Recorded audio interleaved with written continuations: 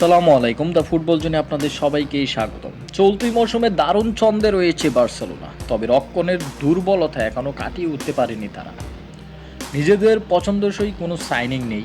এর মধ্যে আলোচনা আগামী গ্রীষ্মের দল বদলে ম্যানচেস্টার ইউনাইটেডের ডিফেন্ডার লিসান্দ্রো মার্টিনেজকে দলে টানতে নীরব আশাবাদী বার্সেলোনা।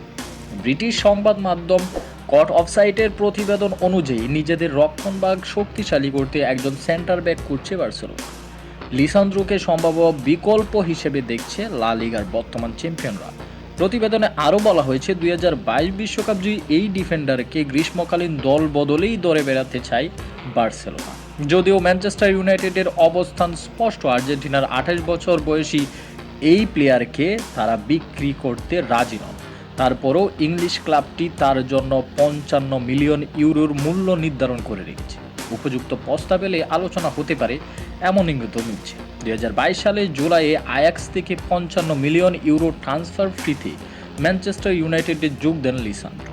আর্জেন্টিনার নিউয়েলস ওল্ড বয়েজের একাডেমিতে গড়ে ওঠা এই ডিফেন্ডার ইউরোপে নিজের নাম পরিচিতি করেন আয়াক্সের খেলার সময়। ওল্ড ট্রাফোর্ডে যোগ দেওয়ার পর গত 3.5 বছরে তার সময়টা ছিল উঠানামার গড়া। চোট সমস্যায় ভুগলেও মাঠে নামলে লিসান্দ্রো ছিলেন নির্ভরযোগ্য পারফরম্যান্সের অধিকারী। এ পর্যন্ত ইউনাইটেডের জার্সিতে শতাধিক ম্যাচ খেলেছেন তিনি। ডিফেন্ডার হয়েও করেছেন 3টি গোল ও 3টি অ্যাসিস্ট। তবে চুক্তির মেয়াদ শেষের পথে চলে আসায় তার ভবিষ্যৎ নিয়ে অনিশ্চয়তা তৈরি হয়েছে।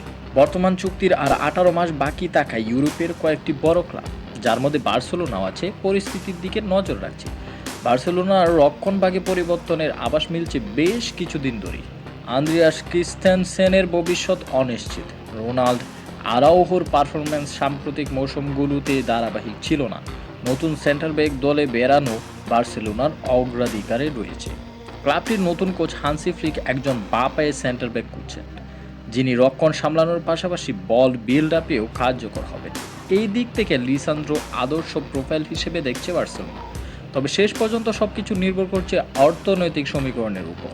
ইউনাইটেড যদি 55 মিলিয়ন ইউরোর দাবিতে অনড় থাকে, তাহলে বার্সেলোনা সেই অঙ্ক পরিশোধে রাজি হয় কিনা সেটাই এখন দেখার বিষয়। ভিডিওটি এই পর্যন্তই। যদি ভালো লেগে থাকে তাহলে লাইক, কমেন্ট এবং সাবস্ক্রাইব করতে ভুলবেন না।